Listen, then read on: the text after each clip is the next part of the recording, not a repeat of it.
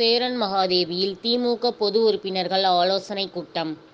நெல்லை கிழக்கு மாவட்ட திமுக சார்பில் சேரன் மகாதேவி கிழக்கு ஒன்றியம் மற்றும் பேரூர் கழகத்தின் பொது உறுப்பினர்கள் ஆலோசனை கூட்டம் நேற்று சேரன் மகாதேவியில் நடந்தது.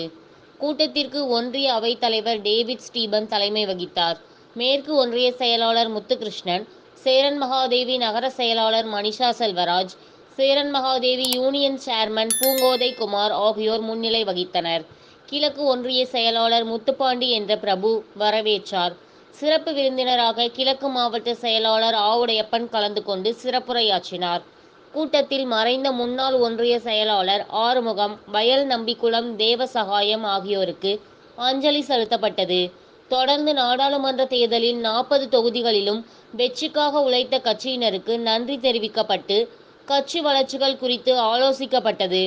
இதில் மாநில தொண்டரணி துணை அமைப்பாளர் ஆவின் ஆறுமுகம், மாநில விவசாய தொழிலாளர் அணி துணை அமைப்பாளர் கணேஷ்குமார், ஆதித்தன், மாவட்ட துணை செயலாளர்கள் மாஞ்சோலை மைக்கேல், தமயந்தி, மாவட்ட கவுன்சிலர் சாலமோன் டேவிட், ஒன்றிய இளைஞர் அணி அமைப்பாளர் மூலச்சி சீவலமுத்துக்குமார், மாவட்ட அணி அமைப்பாளர்கள் பிரேமானந்த், அன்வர் உசேன், கூனியூர் கிராம பஞ்சாயத்து தலைவர் முத்துகிருஷ்ணன் மற்றும் ஒன்றிய பேரூர் கழக நிர்வாகிகள், வார்டு செயலாளர்கள் உட்பட பலர் கலந்து கொண்டனர்.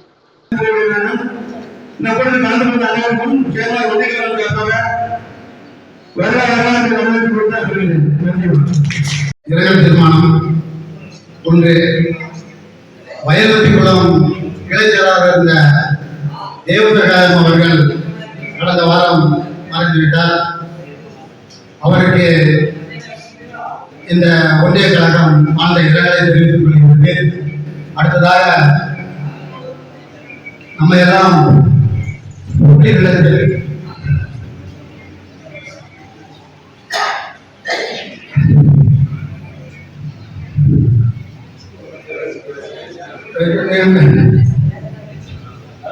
எங்களுடைய அருமை அண்ணன் ஒன்றிய கழகத்தினுடைய செயலாளர், முன்னாள் ஒன்றிய கழக செயலாளர் அண்ணன் ஆறுமுகம் அவர்கள் மறைந்துவிட்டார். அவருக்கு இந்த கூட்டம் இரங்கலை தெரிவித்துக் கொள்கிறது.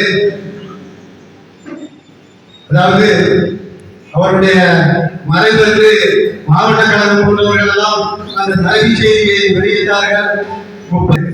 உங்களை அன்போடு கேட்டுக்கொள்கிறேன்.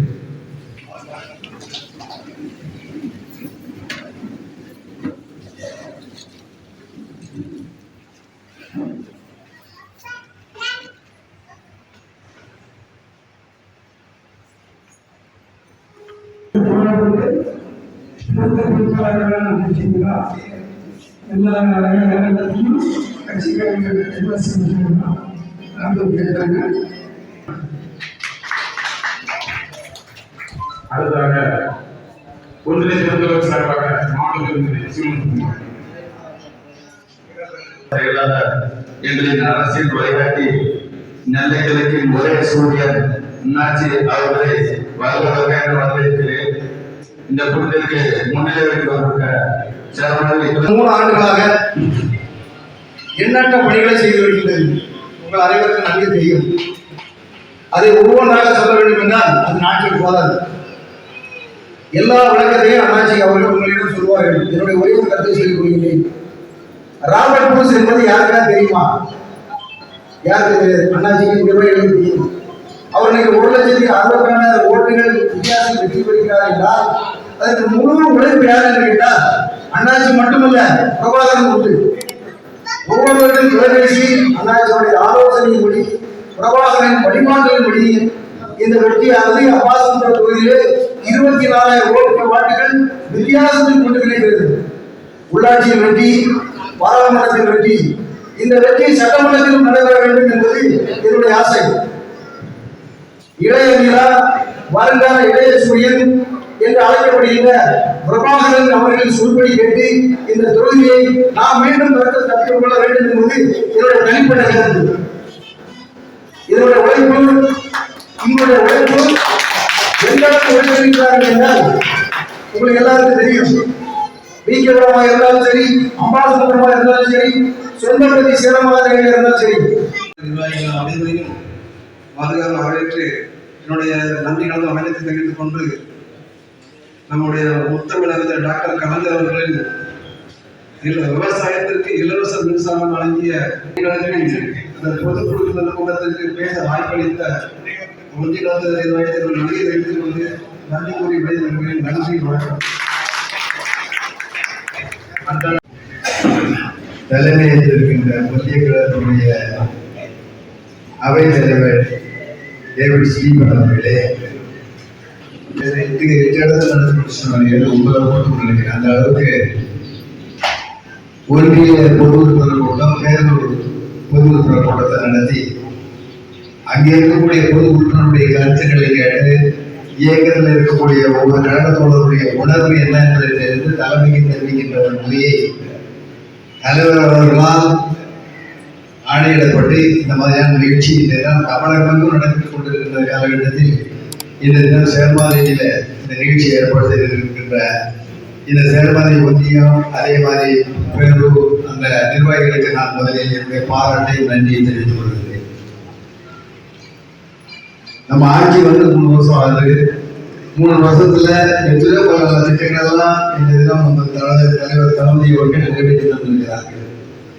எனக்கு முன்னாடி நண்பர்கள் சொன்னாங்க, இந்த திட்டம்லாம் வந்திருக்கு, இதெல்லாம் சாதனைகளா செஞ்சிருக்காரு, இதெல்லாம் செஞ்சிருக்காரு. உண்மைதான்.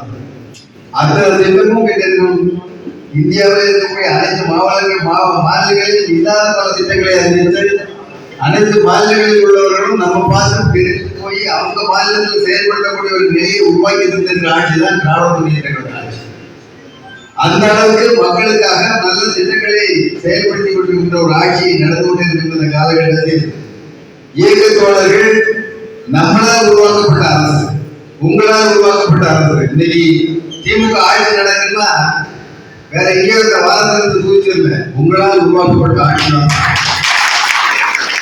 இந்த முதல்வராக இருக்கக்கூடிய தலைவர்கள் முதல்வராக இருக்கிறார்கள், மற்ற அமைச்சர்கள் இருக்காங்கன்னா அதுக்கு மூல காரணமாக இருக்கக்கூடியவர்கள் நீங்க தான். அதனால உங்களுடைய உணர்வு என்ன என்பதை தெரிஞ்சு எங்களுக்கு சொல்லுங்க அப்படின்னு சொன்னது பேரம் தான் இதெல்லாம் கூட்டம்.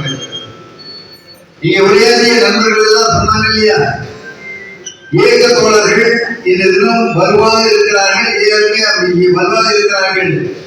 2026 இதே போன்று அதிகமான இடங்களை பிடித்து திராவிட முன்னேற்ற கழக ஆட்சி நாங்கள் அமைத்து தருவோம் என்ற வாக்குறுதியை கொடுக்கின்ற அளவில் உங்களுடைய பேச்சினுடைய கருத்துக்கள் இருக்கின்றதை பார்க்கும்போது மகிழ்ச்சியாக இருக்கிறது. அந்த அளவுக்கு நம்ம உணர்வோடு இருக்கிறோம், செயல்படுவதற்கு தயாராக இருக்கிறோம். ஒரு சிலருக்கு கூட ஒரு சில கருத்துக்கள் எங்களுக்கு தனிப்பட்ட குறைபாடு தான். மக்களுக்கு பொதுவாக என்ன செய்திருக்கிறார்கள், என்னென்ன செய்திருக்கிறார்கள் என்பதை நாம் மனதில் இருந்து கொள்ள வேண்டும்.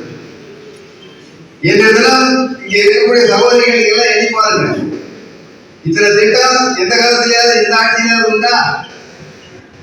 திராவிட முன்னேற்ற கழக ஆட்சி வந்த பொருளால இப்போ இத்தனை திட்டங்களை அறிவிச்சு மகளிருக்காக இத்தனை திட்டங்களை அறிவிச்சு செயல்படுத்தி கொண்டிருக்கிறார். நம்ம வீட்டு பிள்ளைகள் கல்லூரியில் போய் படிக்கணுங்கிற உணர்வோடு மாசம் 1000 ரூபாய் கொடுக்கிற திட்டத்தை அறிவிச்சு செயல்படுத்தி கொண்டிருக்கிறாருன்னா நம்ம குடும்பத்தின் மீது உள்ள அக்கறை தான். அவர் வேறு நம்ம வேறு நம்ம நினைக்கணும். அதே மாதிரி நம்ம வீட்டு பையன்கள்லாம் போய் கல்லூரியில் போய் படிக்கணும்னா அவங்களுக்கு மாசம் 1000 ரூபாய் கொடுக்க தயாராக கொடுக்குறாங்கன்னா அது நம்ம குடும்பத்தில் ஒருவராக இருந்து அவர் இந்த ஆட்சியை நடந்து கொண்டிருக்கிற காரணத்தினால தான். ஆக இந்த மாதிரியான நல்ல திட்டங்கள் பெண்களுக்கு 1000 ரூபாய் கொடுக்கிறாரு, மாதம் கொடுக்கணும்னு கொடுக்கிறாரு. இலவசமாக பெண்களுக்கு பஸ்ஸில் போகலாங்கிறாரு. இந்த தினம் 10 லட்சம் கோடி ரூபாய்க்கு மேலாக வெளிநாட்டு முதலீடுகளை கொண்டு வந்து தமிழ்நாட்டில் வந்து தொழிற்சாலை உருவாக்கி நம்ம வீட்டு பிள்ளைகள் வேலை பார்க்கக்கூடிய சூழ்நிலை உருவாக்கி தராது. இதுவரைக்கும் கிட்டத்தட்ட 30 லட்சம் பேருக்கு மேலாக இந்த தினம் பணி அமைத்து கொடுக்கக்கூடிய ஆட்சி நடைபெற்றுக் கொண்டிருக்கிறது. இதெல்லாம் மனதில் நிறுத்திக் கொள்ள வேண்டும், நல்லாட்சி நடைபெற வேண்டும். ஆனா வழக்க இருக்கக்கூடிய பிஜேபி ஆட்சி நம்மளை பத்தி எதுவுமே கவலைப்படல. நம்ம 2வது தரக்கூடிய மக்களாக தான் நினைச்சுக்கிட்டு இருக்கிறாங்க.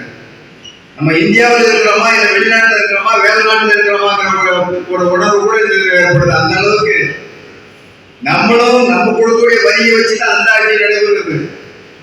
ஆனா நம்ம கொடுக்க வரியை நமக்கு பயன்படுத்தாம வட மாநிலங்களுக்கு பயன்படுத்துறாங்க. உங்களுக்கு யாரும் செலவழிக்காம தயாரா இல்லை. நம்ம ஊர்ல எல்லாம் வெள்ளம் போச்சு, எவ்வளவு வெள்ளம் போச்சு, எவ்வளவு தூரத்துக்கு பாதிப்பு ஏற்பட்டுச்சு. நீங்க எனக்கு முன்னால உரையாற்ற நண்பர்கள் சொன்னது போல ஒவ்வொரு வீட்டுக்கும் 6000 ரூபாய் கொடுத்தாங்கல்ல,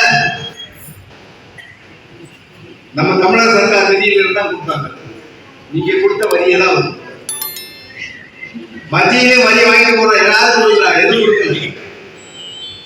37,000 கோடி ரூபாய் சென்னையில் ஏற்பட்ட வெள்ள சேதத்திற்கும், தமிழ்நாட்டில் ஏற்பட்ட நம்ம திருநெல்வேலி மாவட்டம், தூத்துக்குடி மாவட்டம், தென்காசி மாவட்டத்தில் ஏற்பட்ட வெள்ள சேதத்திற்கும் 37,000 கோடி ரூபாய் நஷ்டஈடு கேட்டதற்கு 220 கோடி ரூபாய் கொடுத்துருக்காங்க.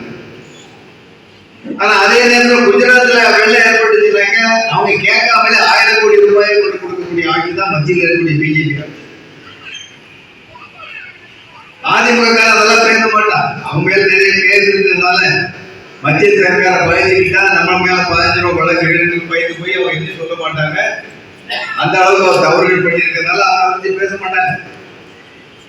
ஆனா நம்ம குடும்பத்தில் ஒருவராக இருந்து இந்த தினம் தமிழக முதல்வர் அவர்கள் ஆட்சி செய்து கொண்டிருக்கிற காரணத்தினால தான் அந்த திட்டங்கள் எல்லாம் நமக்கு வந்து சேர்ந்து கொண்டு இருக்கிறது. நீங்க கூட நினைக்கலாம், எனக்கு அது கிடைக்கலையே இது கிடைக்கணும் ஒரு சிலருக்கு அந்த உணர்வு இருக்கலாம்.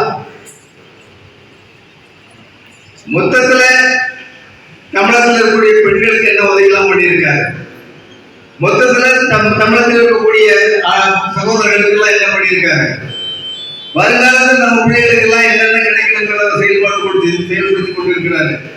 எண்ணி பாருங்க. கல்வியில நம்ம முதல் நிலையில இருக்கோம். இந்தியாவில் நம்ம பின்னாடி இந்தியா மத்திய அரசு சொல்கிற திட்டங்கள்லாம் பின்னால் போய் இங்க உலகத்திலேயே அதிகமான கல்வி பயின்றவர்களாக நாம் தமிழ்நாடு வரக்கூடிய சூழ்நிலை உருவாக்கி கொண்டிருக்கிறார். அதனால கேரளா தான் அதிகமா படிச்சவங்க இருக்காங்கன்னு சொல்லுவாங்க. ஆனா இப்ப அப்படி இல்லை.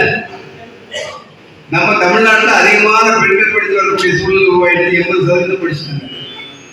இன்னும் படிக்கிறவங்க காரணத்தால தான் இந்த 1000 ரூபாய் கொடுக்குற திட்டம்.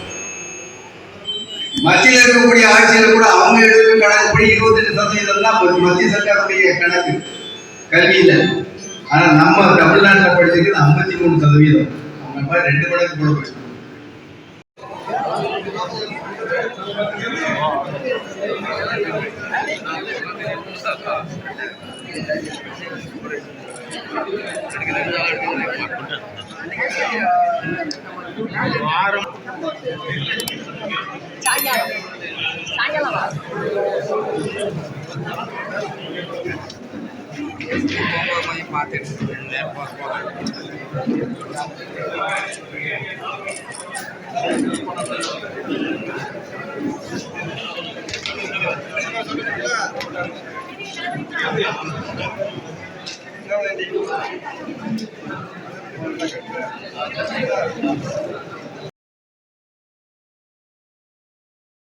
இந்த சேனல் மக்களுக்காக செயல்படுகிறது என்று நீங்கள் நம்பினால், வாய்ப்பிருந்தால் எங்களுக்கு முடிந்த உதவியை செய்யுங்கள்.